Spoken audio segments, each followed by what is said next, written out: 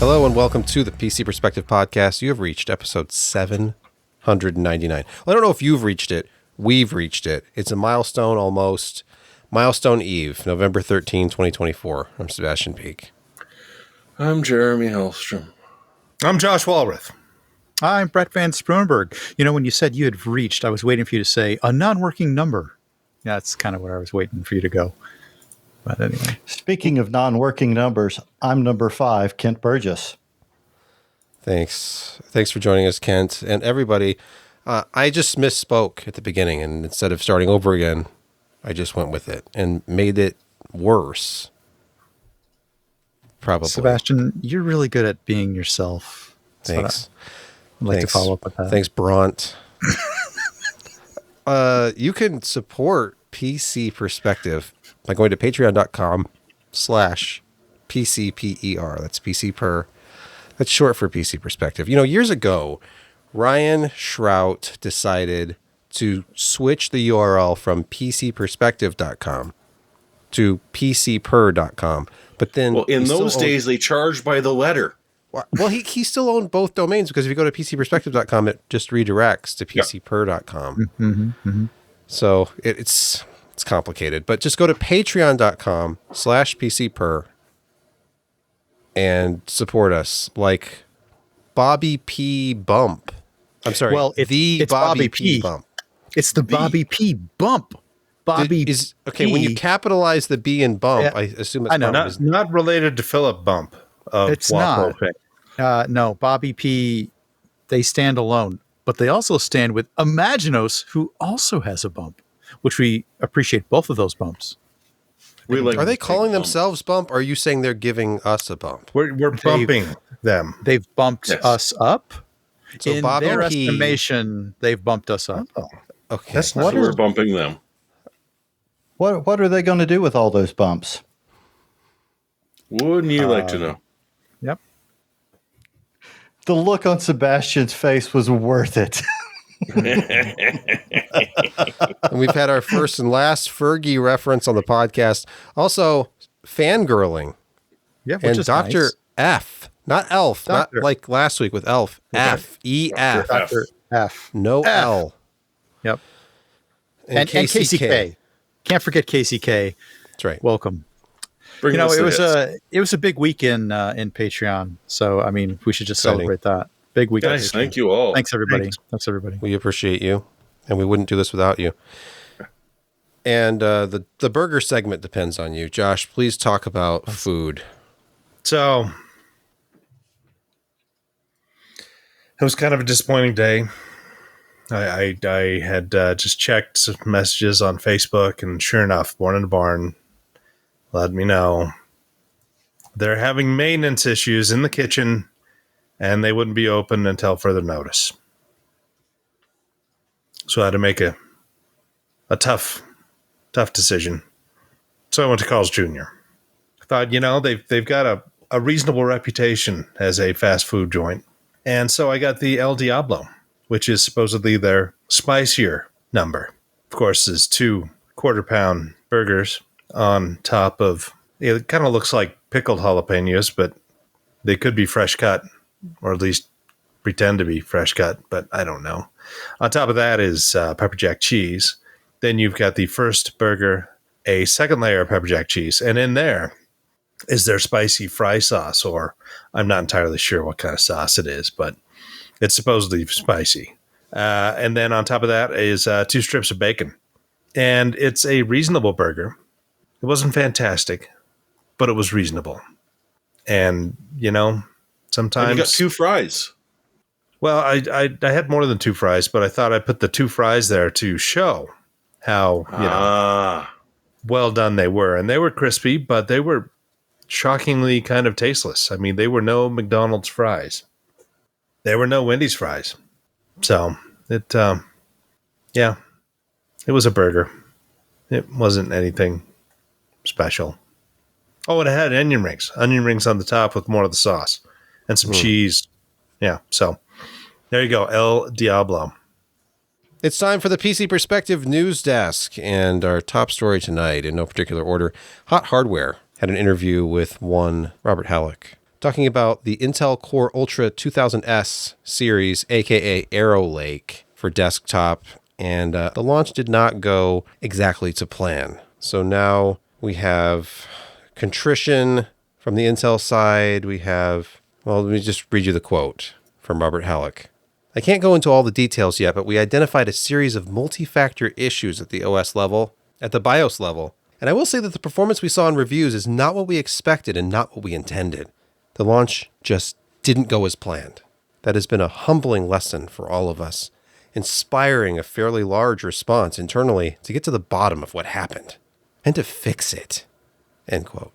Sounds really heartfelt. I mean, it's interesting though. Well, it's more heartfelt than we've heard from Intel from ages, and it's kind of this refreshing. is Robert Halleck's Intel now, Josh. Yeah. He had lots of practice apologizing when he worked at AMD. Remember the BIOS size debacle and the inability to go back after flashing? It was huge. So if we look at these results, kind of unimpressive, I guess, if you look at it. Here's Monster Hunter.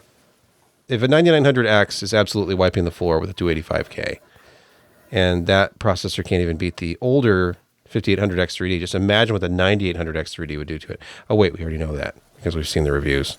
So anyway, inconsistency is the biggest complaint that I've heard. I have not actually done Ultra testing. I finally have a board. I have those rare and hard to find Core Ultra processors like the 285K. Was that even, was this a paper launch? Can I go and buy a 285K right now? You can buy I haven't actually looked. You can get a laptop with one in it. It's out of stock. I don't think it's been in stock consistently at all, just from what I was kind of... What's the Intel holiday bundle it comes with? A better processor? It's a CD with 3 hours of Mariah Carey Christmas music. Only 3? In MP3 format, recorded at 128K kilobit. At the risk of being annoying as usual and being negative, it just doesn't seem like $629 for a part that offers at best inconsistent performance, and it's on a one and done platform, is a very good investment. So I would suggest you keep your $629.99 and buy something else. In fact, even at its currently overinflated price from the few third-party sellers who have one, you can still get a 9800X3D for less than this. I think this morning there was one on Amazon for $579.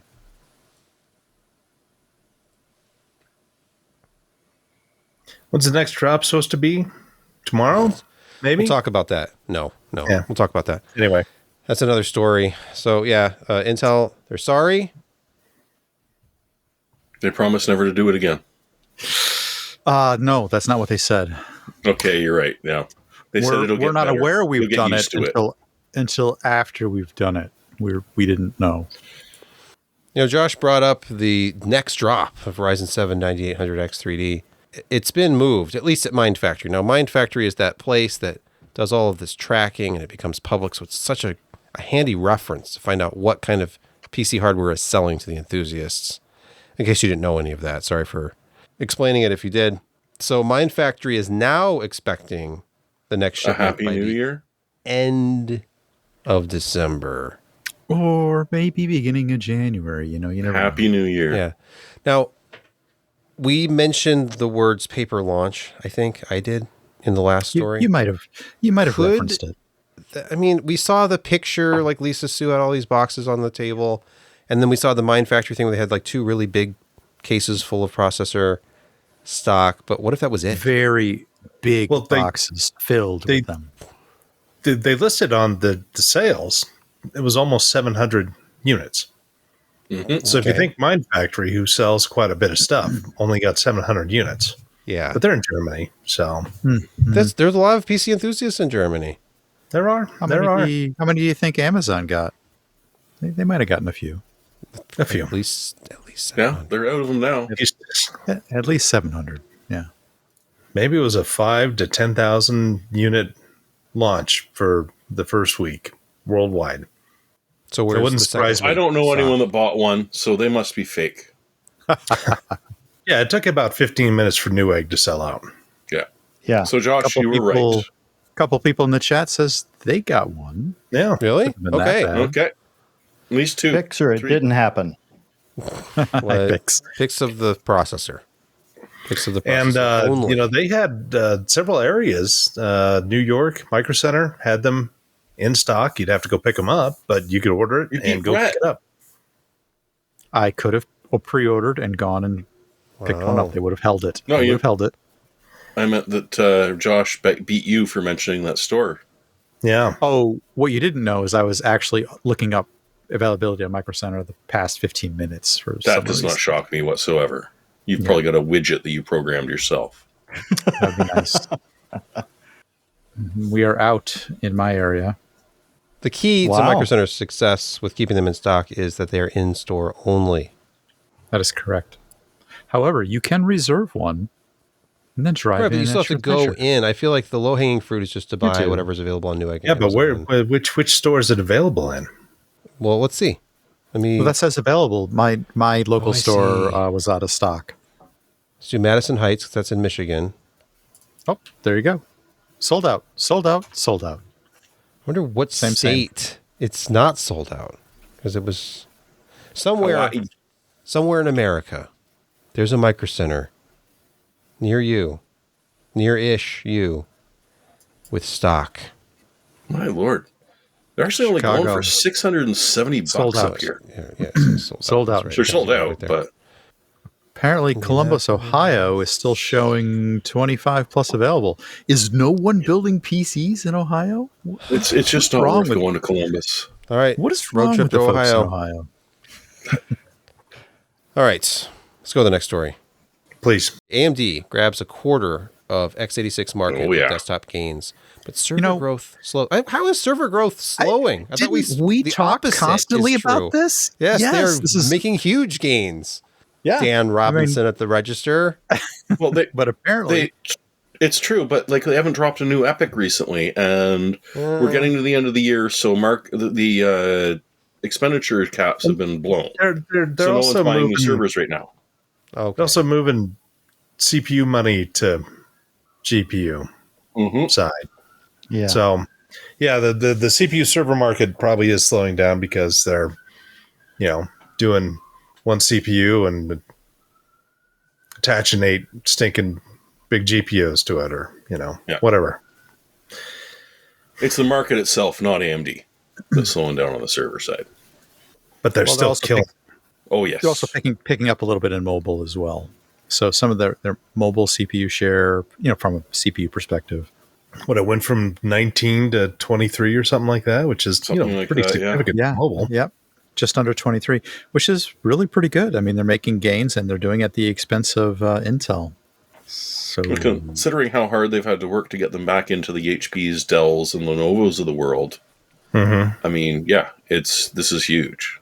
anyway, it's a little bit surprising to see their desktop share ramping up when we constantly talk about how strong they are in the server space or enterprise. Interesting. It's almost like Good thing Intel have doesn't as have a much- really good launch to ruin that for them. Yeah, Oops, Intel's had a pretty rough 6 months when everything started coming out about their 13th, 14th gen series just not working Yeah. after a while. And maybe they don't have the marketing dollars to keep Intel's market share. Oh, low blow. All right. Anyway, next story from TechSpot. New thermal material provides 72% better cooling than conventional paste alone. It's mechanochemically engineered. Is this where they're adding ceramic It sure is. to Ding, ding, liquid ding. metal or Yes. something? You are correct. It's Yeah. ceramic aluminum nitride to the gallium or gallon. I'm not sure how to pronounce Gallinson. that one. Yes, thank you. Liquid metal that we all know and love and probably should stop tasting.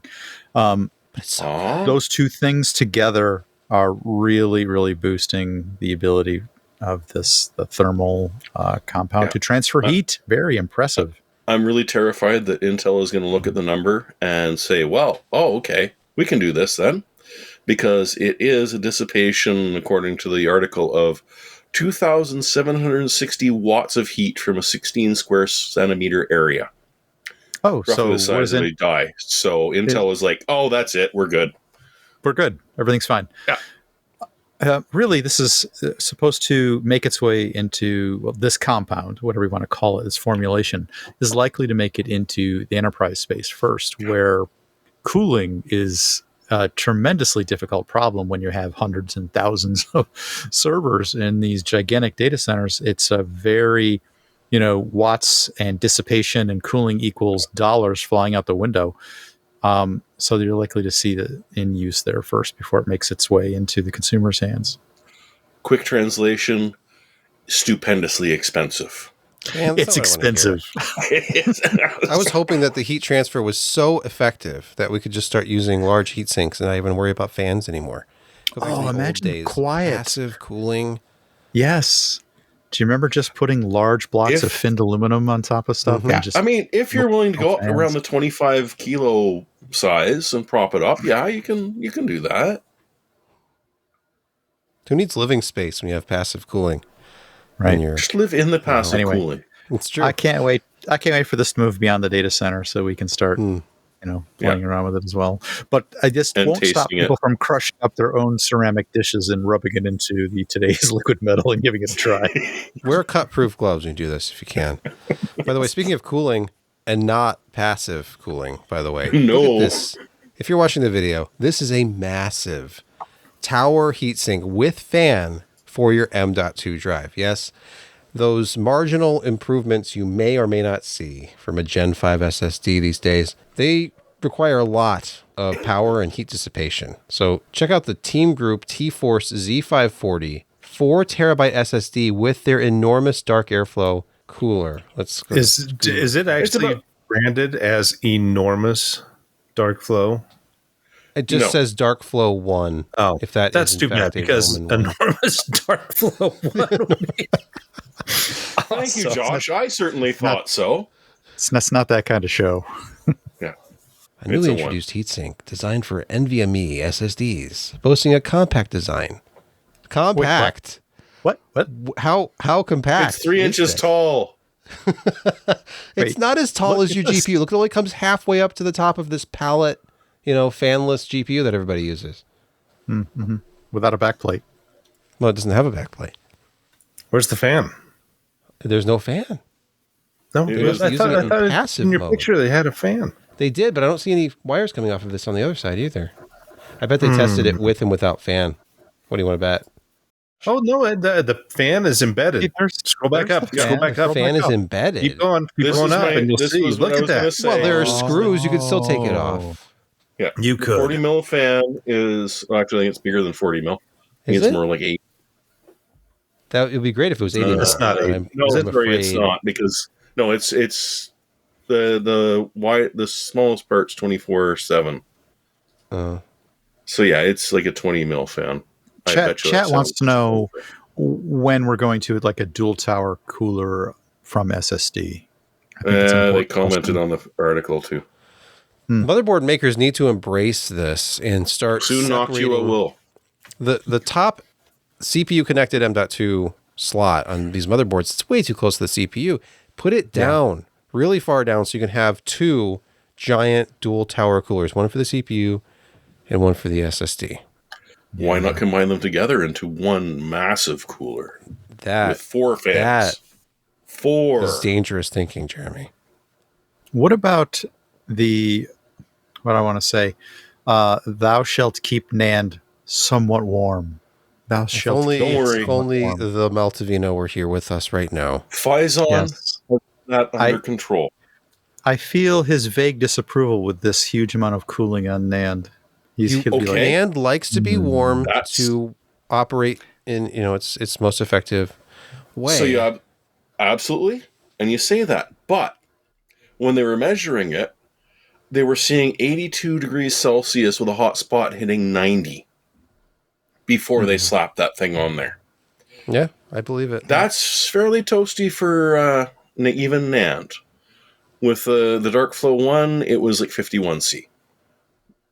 relatively Is comfortable. that NAND or the controller? Well, they did not get into it as much as I would like them to sometimes because they We know there's a Right. difference. gigantic Yes. amounts of information on the one hand and then not so much on the other. Like, I'm assuming the hotspot would have been on the controller because it wouldn't have been on the NAND unless something went horribly, horribly wrong. And then sort of showing, but there's no mention of the hotspot. So maybe it was an average temperature. Maybe. I don't know. We may never know. All right, next story. Windows Server 2025. Would you, in a million years, have thought that a major operating system update would come down as just a regular KB Yes. security update, Yes. get pushed out to every system in the data center? That hit 10% of our servers before we realized what the hell was going on. And was this leaving a wake of brokenness behind it as your upgrade came in? Microsoft promises that as of today, they've put a patch out that solves the Bruce Unit death that's been plaguing Windows Server 2025 since its release. I don't expect it to. So that's a yes? You know, I don't even... Yeah, I know, right? Well, how are you going to get the server back up to get the patch when Exactly. it keeps blue screening? Oh, right, back up. Blink. Hey, no, I don't have 2025. Go away. I'm going to block 44284. But yeah, they did that. They accidentally labeled it as what looked like an innocuous security update. Maybe a little bit large, but they don't necessarily tell you how large they are anymore. And lo and behold, surprise! You've got a new OS that may or may not work. No, thank you. Next, from Tom's Hardware, NVIDIA app reaches version 1.0 milestone and exits beta. But you're only allowed to use it for 100 hours a month. Oh, really? Wait, what? Oh, no, sorry, that was the other NVIDIA thing. Oh, okay. So GeForce Experience and Control Panel have been deprecated. There's one interface to rule them all. That's kind of it. NVIDIA's app has been looking pretty dated for a long time. There are parts Very. of their liked settings it. that look like 20 years old. It was retro. I mean, it's very dated and retro, but it has really high functionality. You can do so much in it. You can just get And I think lost that's- in it. Oh, absolutely. I mean, there's people that can go in and really screw their settings up in it. But you know, this is this NVIDIA app. It's not fully replacing the NVIDIA control panel yet, but it does have a more friendly interface. It does have some nice features. I have been using the beta of it for a while. I think for the average user, I think it's actually really cool. One of the features I really like in it, and of course, it's one of the features from the GeForce Experience, which is, you know, it detects installed games and they will have profiles for optimal play settings, which I think is, you know, it's good. A lot of people, it'll be very helpful to have that type of thing. But Nice. it's a real easy to navigate interface. It's a very familiar interface to anybody who's been using Windows over the last several years. Much more layman user friendly than the NVIDIA control panel. And you can use your upcoming RTX 50 series with the new GeForce app as NVIDIA switches production capacity to that series, aka Blackwell, according to this report published at Tech Power Up. So we're expecting Q1 2025, it says here. Man, They the will 4090. continue one of the 40 series, I think it's 8107, low-end GeForce will continue to be produced. But 8106, 103, 104, 102, all the GPUs based off of those are no longer being produced. So if you wanted a 40 series, you will probably pay too much at this point as stocks diminish. There's got to be a lot of stuff still in the channel. So, Well, if you time it right, you could catch the dip, you know? yeah. NVIDIA chip dip. Yeah. I remember getting an EVGA 1080 Ti in that way, actually. All right, you know what? I think it's time already for In Security Corner. Welcome to Insecurity Corner, your weekly reason to drink. Our first story is about a little company called D-Link. Yeah. Never heard of them. No. I had to put them up twice since the last podcast. Because they've done a very interesting thing, which is to say that, hey, there's a whole bunch of routers out there that we just declared were end of life at the beginning of this year. And we were just informed that there is a 9.8 degree bug in there, and some that are floating a little bit lower in the high 7s. And our response to this will be, well, it's end of life, so screw you, we're not patching anything. Buy something else. That's it. I can almost guarantee that people put in that position with this knowledge will buy anything without the label D-Link on it. I'm pretty sure that anybody right thinking would do that. Say, well, hey, thanks for dropping me like a hot rock. I'm going to buy something else this time. Yeah, thanks. Especially after last week, which we'll cover next. We will. Josh?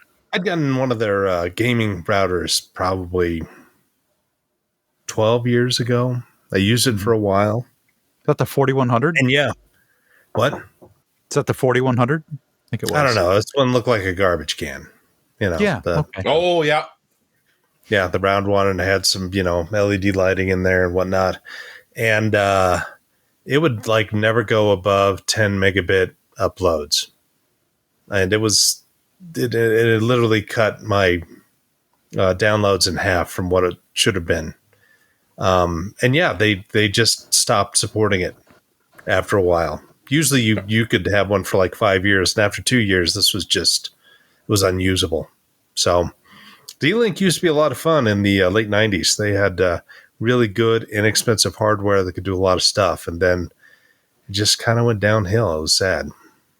I've been buying, when I do buy D-Link, I buy some of their enterprise gear, but in kind of the smaller stuff, like 5-port or 8-port switches managed, and those they seem to support for a longer period of time.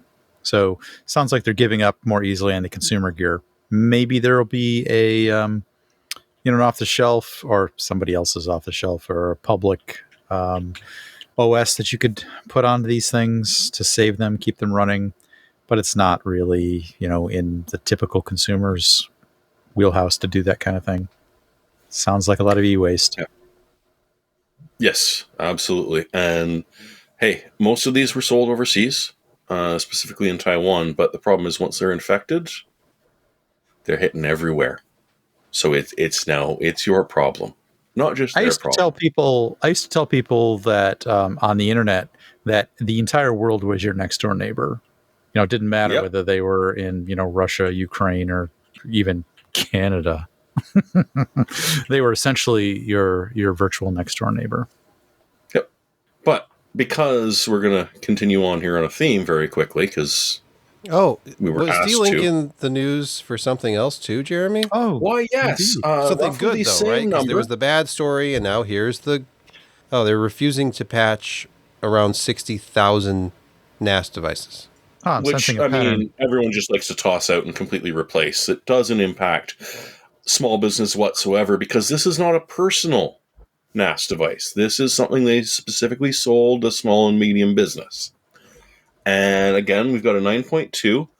And in this case, D-Link went even further to say, well, we got out of the NAS business. We don't even make them anymore. So if you buy a totally different manufacturer's NAS, we don't care. They are still in the router business, or at least as of now, they are. So you don't have to worry about grabbing another dodgy D-Link NAS device because, well, there aren't any. But once again, it's a 9.2 where with a specially crafted package, someone can gain complete and utter control of your NAS, more specifically your customers' data on that NAS. And D-Link is, well, yeah, that's tough cookies. Sorry about that. It sucks to be you. Well, at least big companies aren't affected in the same fashion. Companies that are heavyweights, Oh. big hitters in the industry that know their way around networking and firewalls. Companies like Cisco. Yes.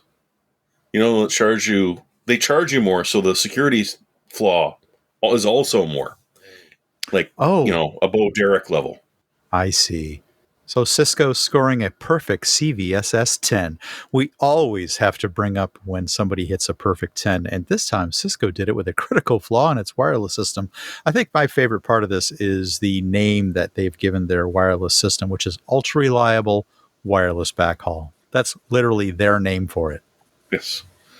Anyway, finally crafted URLs sent to the Cisco wireless system allows complete pwnage. And admin rights where you can install and do whatever the heck you want on this. And it's a good thing this Cisco is limited to just people's homes and private. No, it's the exact opposite. This is the Cisco is selling this into enterprise places, airports, hotels. Yeah, mention these are the rugged ones that don't ever tend to get replaced until they literally die.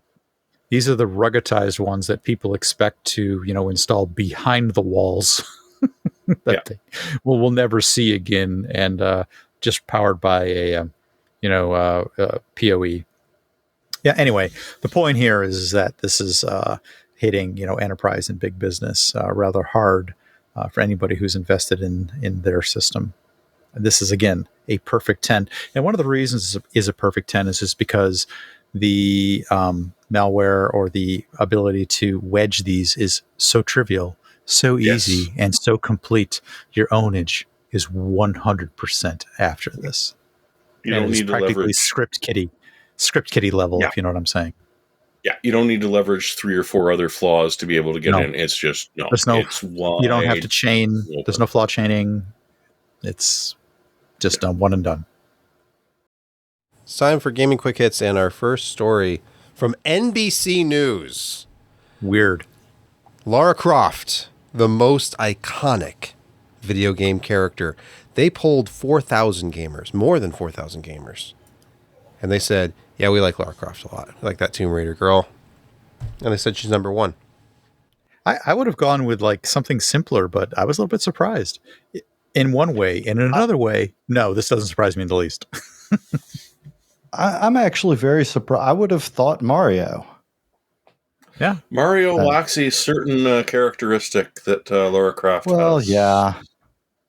And remember, Lara, as they say, is generations spanning. Lara has been around a very long... Well, Mario has too. That is just rude. I'll take it back.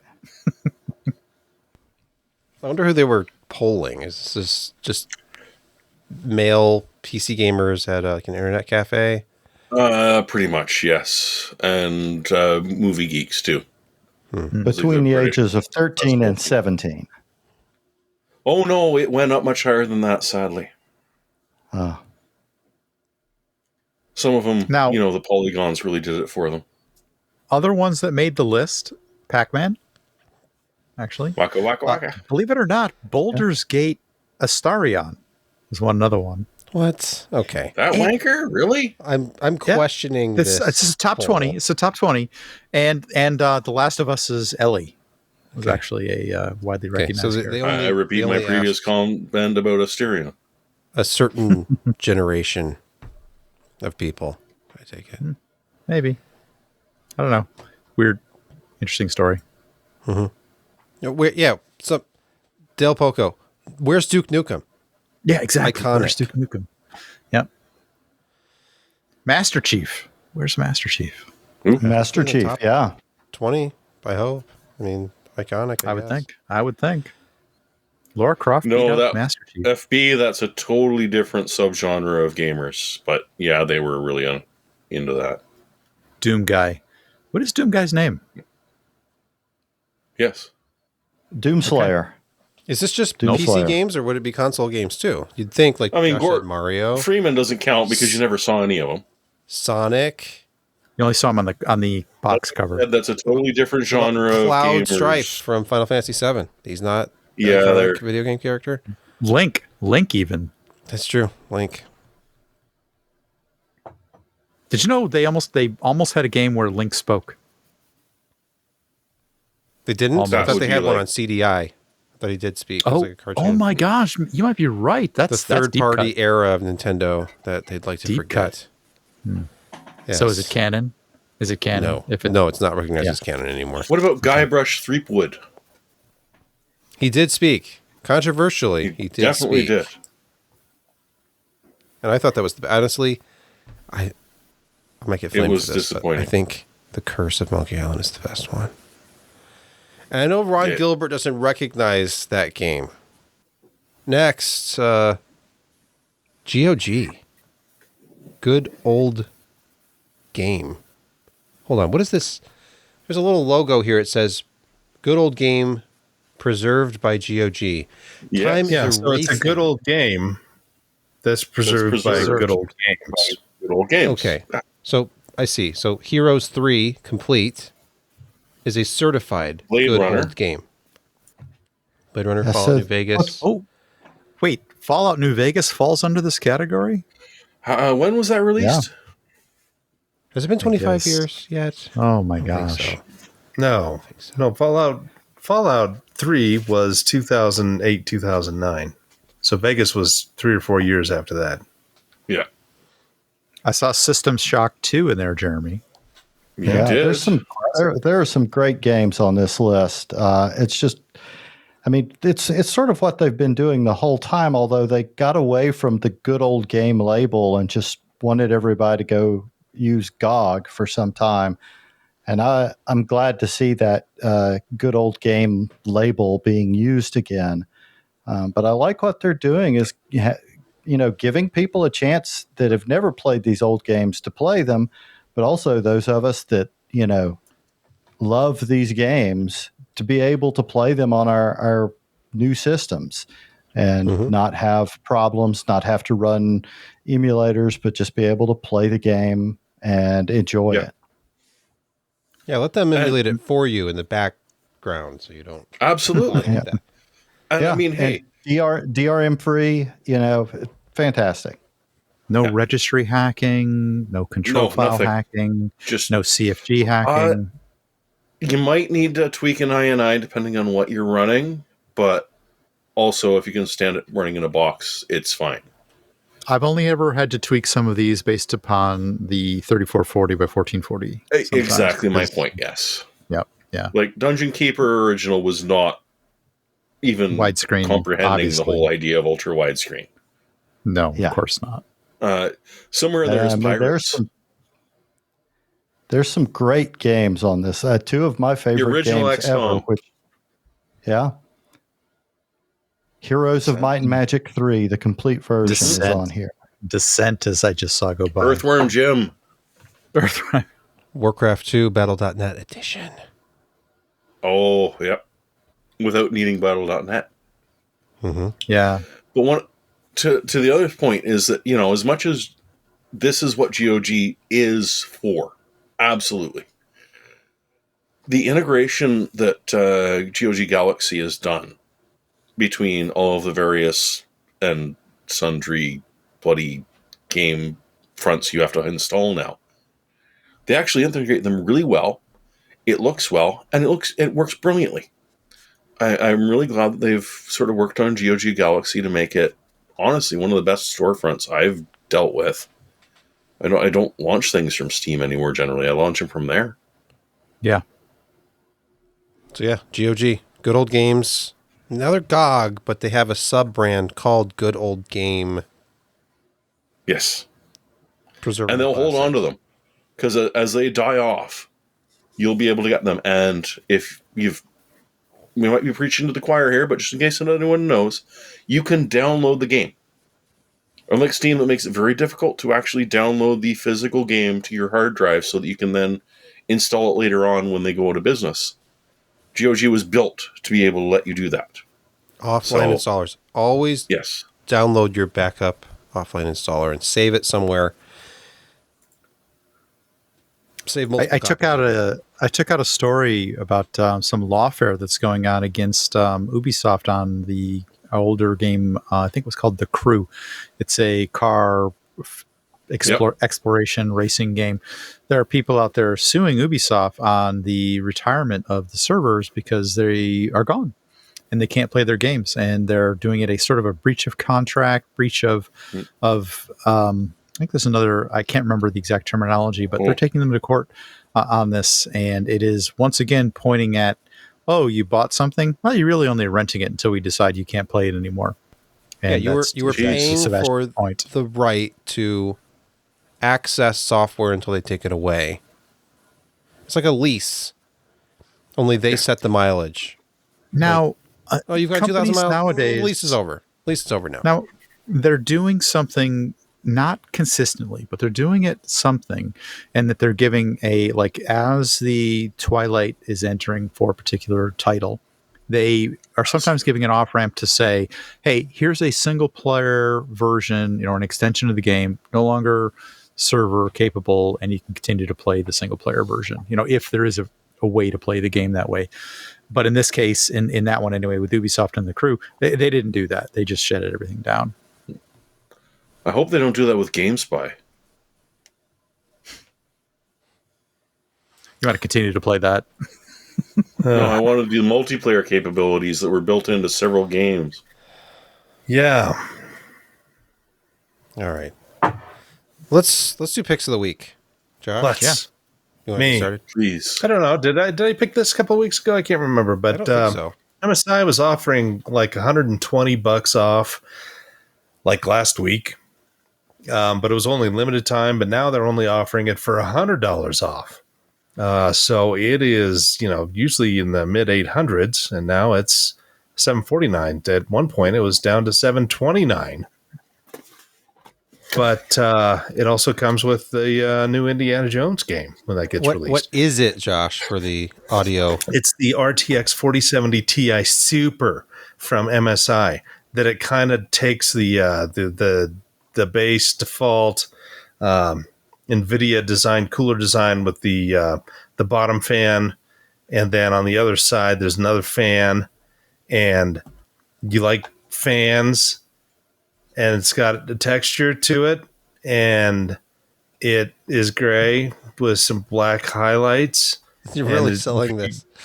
How does it get a finger spot in it? This is a it's a really good cool looking card. Apparently works well in terms of cooling. It has an unusual look to it. It's a single fan, kind of like a little bit old school. No, it's a double fan. Oh, it is. It's got the down. Oh, it's front back. Yeah, just like the reference NVIDIA ones. Cards, like the Founders Edition. That's right. Mm-hmm. Yes, it's a different shroud design. You can get Indiana Jones and the Great Circle, a $69 value with the purchase of 40 series cards, including this 4070 Ti. I'm labeling this your used car salesman voice, by the way. Thank you. You're welcome. Anyway, but yeah, it reasonable price, and get a good card. Jeremy, your pick this week. Well, I mean, there is an overwhelming strategic bundle on Humble Bundle, but you know what? I've already got all those SID games. I want to get tactical.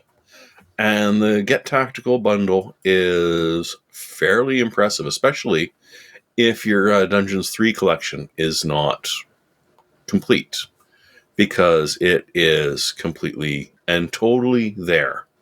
Along with some other ones like Disciples Commandos 3, which is actually relatively new, and some of the HD remaster of Commandos 2, a bunch of other things. Like, there is an immense amount of games in this, if you do like the sort of tactical gameplay that these offer.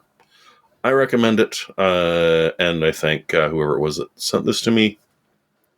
I did see it today in between several different nightmares, but Muir was the one who suggested that I should make this my pick. And amazingly enough, no one threw it into Gaming Quick Hits, so I could actually do that. But hey, Calypso does some good stuff. They've been around for a while. They're much nicer than Ubisoft, who is not a sponsor tonight, right?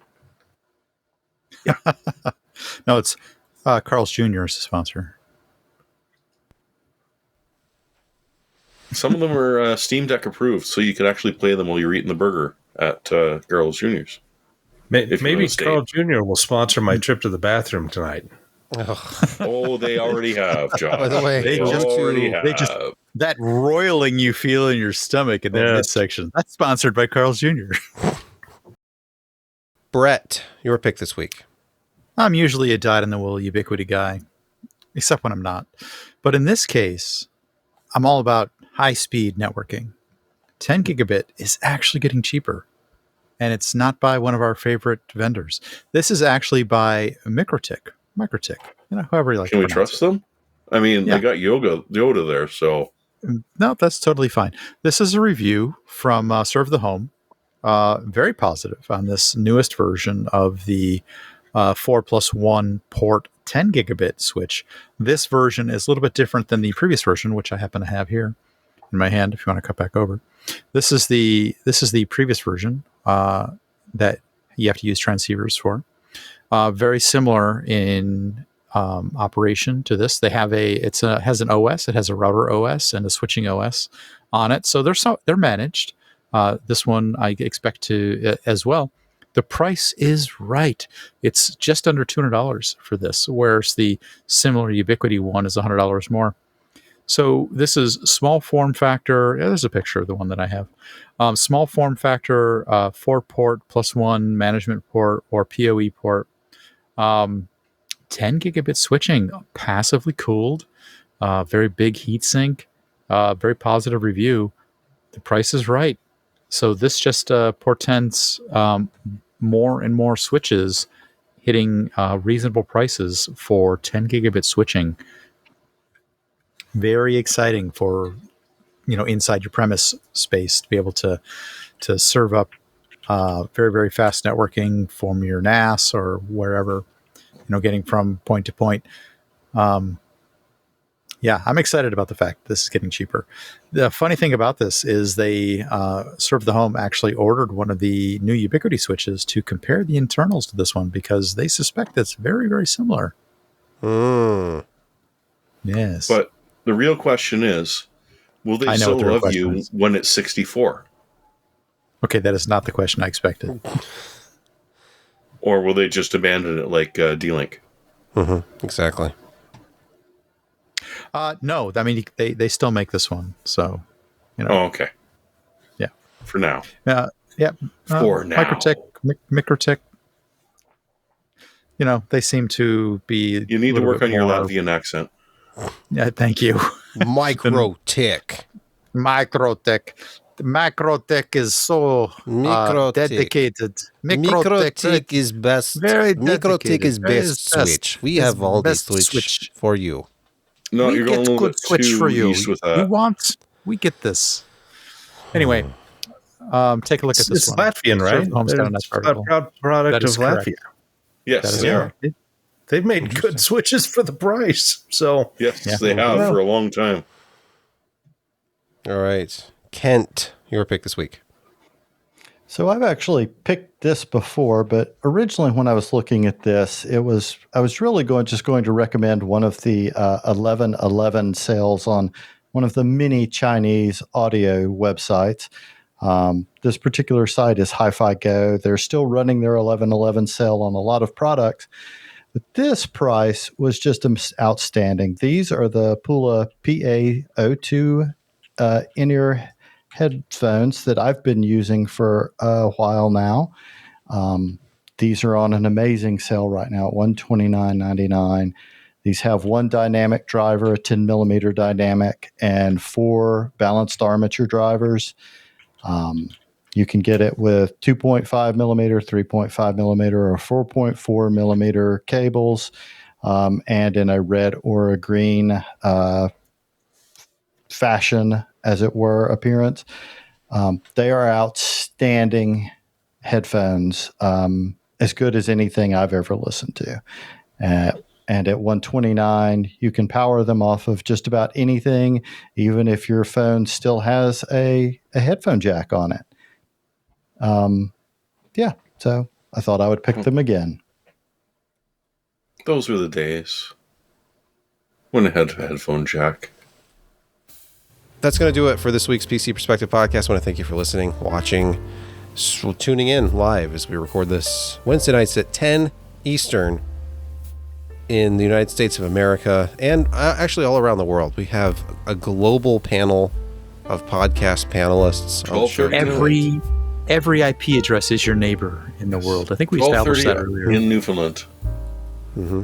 In every corner of the globe, which always confused me as a child. Well, Because you need to revisit Time Cube. Don't have corners. Maybe you believe in a flat Earth, and then there would be. And then there's still not a assume corner. Oh, I guess it would. No, still be those just are round. edges. It'd be a Those disc. are corners. The world No, you is need to is a revisit disc. Time Cube. Is Time Cube still there? I gotta check.